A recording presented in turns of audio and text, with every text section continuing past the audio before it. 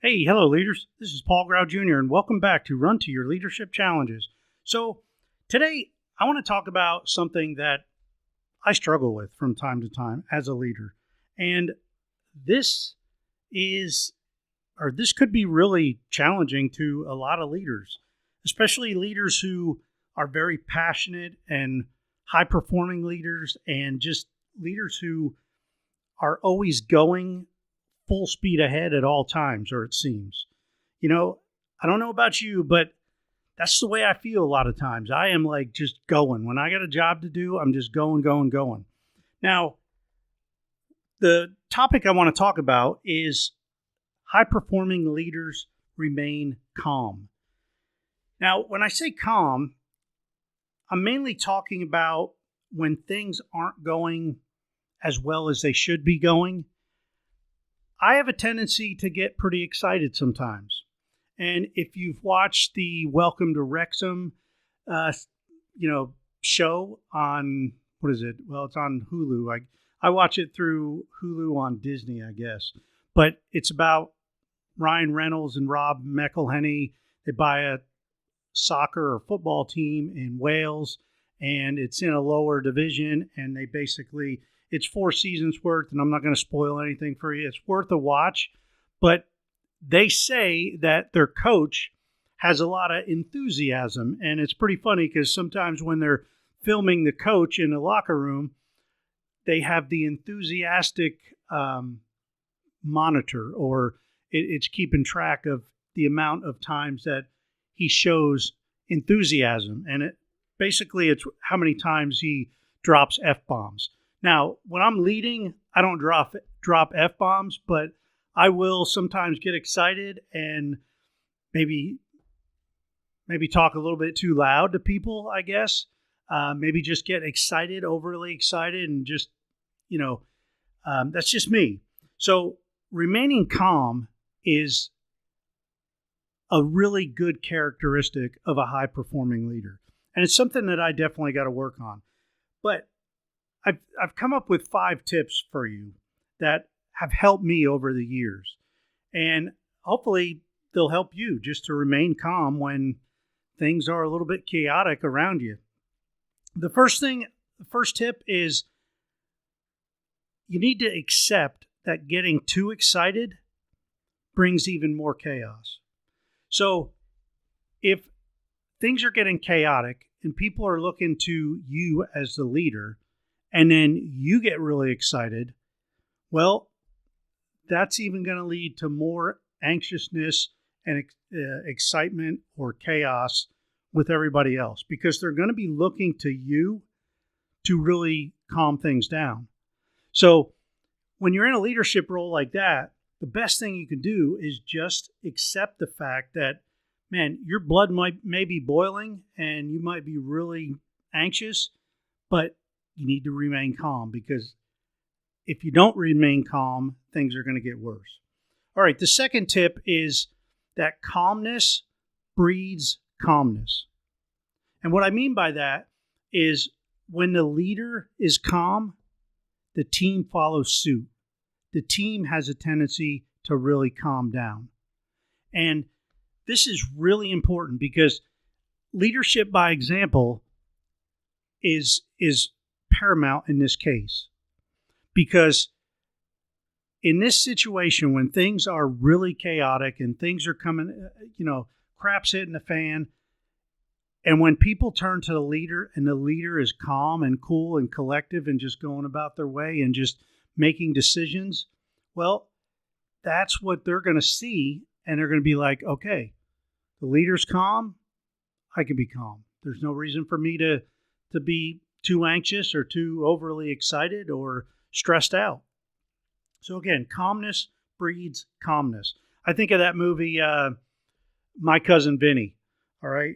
And when Vinny, he's a lawyer and he's representing his nephew.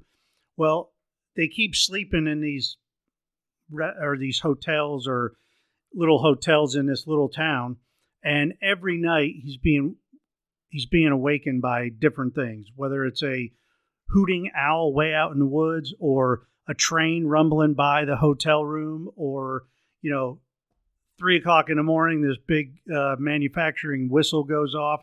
Well, finally, he gets put in jail, and a riot breaks out in the jail, and he's sleeping like a baby because he's from New York. So that type of riot calmed him down and made him feel right at home. So it was kind of funny. But anyway, calmness breeds calmness. The other thing is, another tip, number 3, is I call it the more bees with honey idea. And this is basically, it's an old quote. I don't know who quoted it. It's something like, you get more bees with honey than with vinegar. All right. And what it basically says or means is, when you are kind to others, it settles others down so that you can talk and you can work things out. This works really good when you're having conflict. When you're having conflict with somebody and you are kind to them and you listen to them and you try to understand where they're coming from, man, they are going to be really open to settling down and talking to you. And when you listen to them and give them the time to explain their side, and you even ask questions about it, they're going to be more apt to settling down, calming down, and listening to you. And then maybe you can get to a solution together. All right? So that's number 3. Number 4 is, when things seem to be elevating, I have this one, I call it the BH effect. And BH stands for a person I know, a leader I know that I really had a lot of respect for. And I'm just going to use their initials, BH. But I call it the BH effect because when things seem to be getting very elevated and almost out of control, you can feel the tension rising in the room and amongst your teammates and team members and maybe other teams, and the situations really get intense. I think of BH because this leader I had a lot of respect for, because they were so calm in the most chaotic situation. You could turn to them and they were calm and cool. And again, I just think of BH and I think of what they'd be doing in this situation. And I can kind of almost picture them sitting there, and I try to follow what they would be doing. So again, that's really cool. So in your BH effect might be somebody, think of a leader that you know that is really calm in chaotic situations, that really handle chaos really brilliantly and calmly. Well, think of them and then think about what they might be doing. And then the 5th tip, and this is one that is going to challenge you, because, the 5th tip, sorry, I got something in my tooth. The 5th tip is basically to just say nothing. Don't say anything at all. Just be silent. When people are coming to you and they're excited and they're anxious and they're nervous and there's chaos going around, just be silent. Think. Look around. Observe. Take a deep breath. And then speak. But in this time, you're going to speak by responding. You're not going to just be reacting.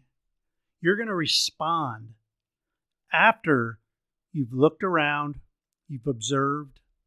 If somebody's talking to you and you could see they're real anxious, or, you could just maybe nod your head, smile a little bit. And that alone is going to make them think, what is going on with this dude? He's not saying anything. But that's going to calm you down a little bit.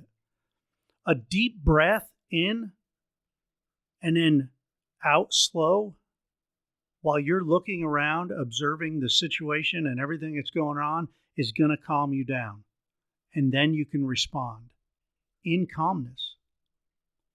So, hey, there's 5 tips. I hope that you can use one or two or maybe all of them. And if you are the person that remains calm, man, congratulations. I could learn a lot from you. I've learned a lot. I mean, I'm 60 years old now, and over my lifetime, I've learned a lot. But there's still things that can trigger me that can kind of get me real enthusiastic, all right? Really excited, and not necessarily in a good way. So if you know of anybody like this, please share this episode with them, because they may hear this and say, man, yeah, I can relate to that. That's something that I needed to hear. And you never know, So, hey, that's it for today. Have a great rest of your day and come on back tomorrow. And until then, run to your challenges. We'll see you.